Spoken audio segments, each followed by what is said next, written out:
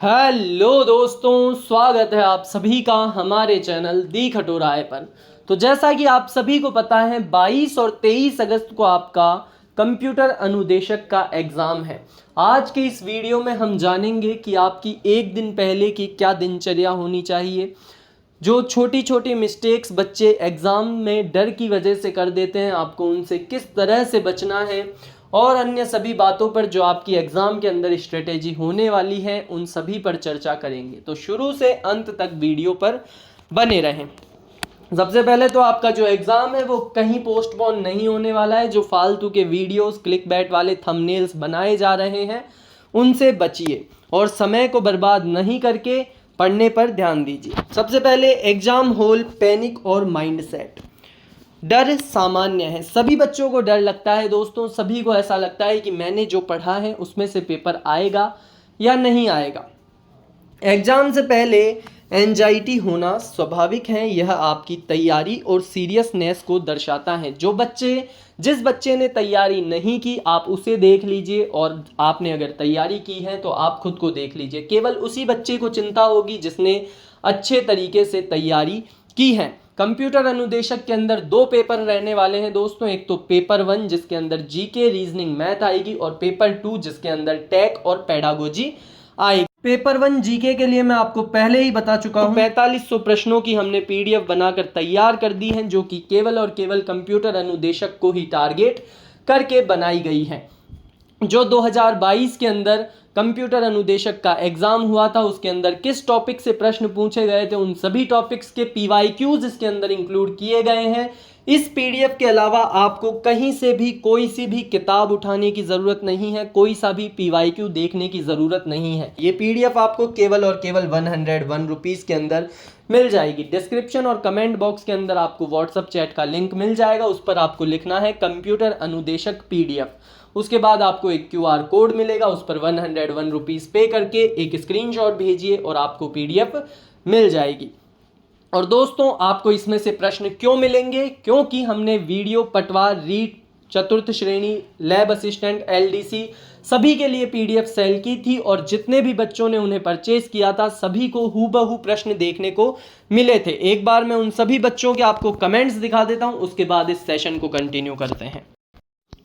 तो ये देखिए दोस्तों, ये वही बच्चे हैं जिन्होंने हमसे डिफरेंट एग्जाम्स के लिए पीडीएफ्स परचेज की थी। उन सभी के मैं स्क्रीनशॉट्स लेकर आया हूं। आप सभी वीडियो को पॉज करके आराम से इन सभी के कमेंट्स पढ़ सकते हैं। और दोस्तों इसके अंदर 4500 प्रश्न है, तो इसको 5 दिन तो कम से कम देने का प्रयास करें मेरी मानकर, और खुद को टारगेट देना है कि 900 प्रश्न एक दिन में पढ़ने ही पढ़ने हैं।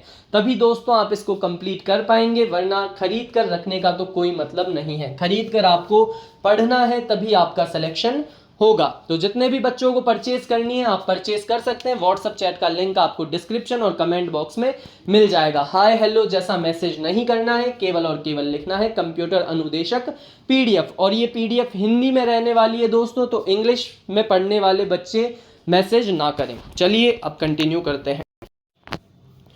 तो डर सामान्य है, सभी बच्चों को लगता है, तो आपको इसके अंदर ज़्यादा पैनिक होने की ज़रूरत नहीं है। समय का तनाव, घड़ी को बार बार देखने से बचें। ऐसा नहीं करना है कि 5 मिनट हो गए 2 ही क्वेश्चन करें, 10 मिनट हो गए 3 ही प्रश्न करें, ऐसा नहीं करना। अगर टाइम देखना भी बहुत ज़्यादा ज़रूरी है, क्योंकि आपको पता होना चाहिए अब मेरे पास कितना समय बचा है। तो लगभग 25 से 30 मिनट के अंतराल के अंदर आपको घड़ी देखनी है, यानी कि 2 घंटे में आप मानकर चलिए 4 से 5 बार आपको घड़ी देखनी है, इससे ज़्यादा नहीं देखनी है। जल्दी जल्दी प्रश्नों को करने का प्रयास करें। हमने एक वीडियो बना रखा है कि आपको किस तरह से पेपर अटेम्प्ट करना है, ओएमआर शीट किस तरह से भरनी है, और आपकी पेपर को अटेम्प्ट करने की क्या स्ट्रेटेजी होनी चाहिए। आपको 3 राउंड स्ट्रेटेजी पता होनी चाहिए और उसी से आपको आपका एग्ज़ाम करना चाहिए। तो आप उस वीडियो को भी देख सकते हैं। सिली मिस्टेक्स, एग्ज़ाम के अंदर तनाव बहुत हाई रहता है दोस्तों, तो जो सिली मिस्टेक्स होती है वो ज़्यादा होती हैं। प्रश्न ध्यान से पढ़ें। निम्न में से कौन सा कथन सही नहीं है, ऐसा भी लिखा हुआ होता है। तो ये जो नहीं जैसे शब्द होते हैं इन पर मार्क कर लीजिए पेपर के अंदर ही। आपके पास जो पेन होता है उससे नहीं जैसे शब्दों पर मार्क कर लीजिए, क्योंकि उसके अंदर पूछा क्या होता है और हमें आते हुए भी हम गलत पढ़कर गलत उत्तर लगा जाते हैं और मार्क्स कट जाते हैं। विकल्पों को पूरा पढ़ना। पहला विकल्प सही लगते ही टिक न लगाएं। चारों ऑप्शंस को देखें कि दूसरे ऑप्शन के अंदर कोई और चीज़ लिखी हुई है, तीसरे में वो जब गलत आपको पता चल जाए कि ये गलत है, केवल पहला वाला ही सही है, तो ही टिक लगाएं।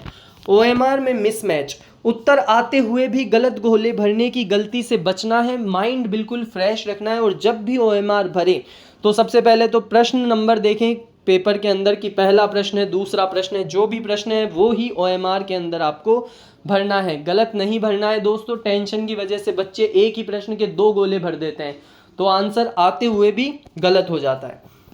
तीसरा पॉइंट, पांचवा विकल्प ऑप्शन ई और नेगेटिव मार्किंग। अनुत्तरित प्रश्न, RSSB के अनुसार जिस प्रश्न का उत्तर न देना हो उसमें आपको 5वां गोला भर देना है। अंतिम समय का सही उपयोग, OMR शीट में 5वें विकल्प को भरने के लिए आखिरी में 10-15 मिनट का समय अतिरिक्त आरक्षित रखें ताकि जल्दबाजी में गलती ना हो। तो आपको ऐसा नहीं करना ये नहीं आ रहा तो यहीं ई भर देता हूँ, आराम से 10-15 मिनट लास्ट में मिलती है, तो आपको ये गलतियाँ नहीं करनी। आप बढ़िया पेपर देने में ध्यान रखो, जो आपको आता है उनको करने का प्रयास करो। ई तो क्या है, आराम से भर जाएगा ई तो। परीक्षा में 24 घंटे पहले की दिनचर्या आपकी क्या होनी चाहिए। ऐसा नहीं कि बस 24 घंटे के 24 घंटे मैं तो पढ़ रहा हूँ और एग्ज़ाम में जाके ऊँघ लूँगा, यानी कि ज़्यादा नींद आएगी फिर एग्ज़ाम में। पर्याप्त नींद लेनी है। परीक्षा से पहली रात कम से कम 7 से 8 घंटे की पूरी नींद लें। रात भर जागने से एग्ज़ाम में सिली मिस्टेक्स बढ़ती हैं। नया पढ़ने से बचें। अंतिम 24 से 48 घंटों में कोई भी नया टॉपिक शुरू नहीं करना है, आपको ज़्यादा से ज़्यादा रिवीजन करना है। साथ ही centre location check, exam day पर किसी भी तरह की हड़बड़ी से बचने के लिए सेंटर की लोकेशन और दूरी एक दिन पहले कंफर्म कर लीजिए कि हाँ इसी सेंटर पर मेरा एग्ज़ाम है। पांचवा और last, exam day check list. आपको क्या क्या ले जाना होता है, ज़रूरी डॉक्यूमेंट लिस्ट। एक तो एडमिट कार्ड लेकर जाइए, ओरिजिनल फ़ोटो ID लेकर जानी है जिसमें आधार कार्ड या पैन कार्ड ले जाओ, पासपोर्ट साइज़ फ़ोटो लेकर जानी है और पारदर्शी नीला बॉल पेन भी लेकर जाना है। ड्रेस कोड, RSSB के आधारित ड्रेस कोड नियमों का सख्ती से पालन करें ताकि प्रवेश के समय ज़्यादा ऊर्जा नष्ट न हो। तो आप सभी को PDF के लिए बताया है, जिन भी बच्चों को PDF परचेज करनी है वो परचेज कर सकते हैं। साथ ही इस वीडियो को यहीं पर करते हैं समाप्त। ऐसे ही पढ़ते रहें, आगे बढ़ते रहें। जय हिंद, जय भारत।